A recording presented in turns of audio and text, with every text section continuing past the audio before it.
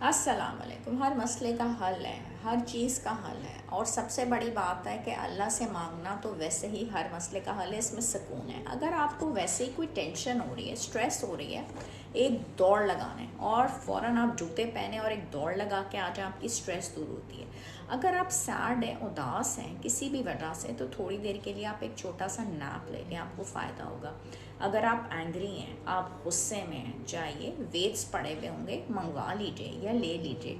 घर में वेट्स होंगे, उनको उठा लीजिए। आप देखिए आपके गुस्से में बहुत फ़ायदा होता है, गुस्से में कमी आ जाती है।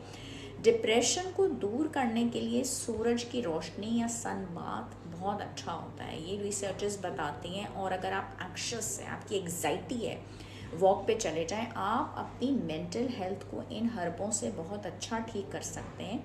हम ये पॉइंट्स आपके लिए जब बना के लाते हैं तो इसके पीछे हमारी मेहनत होती है, रिसर्चर्स होते हैं और बाकायदा क्लिनिक्स के अंदर बैठ के हम ये काम कर रहे होते हैं। ट्राई करें।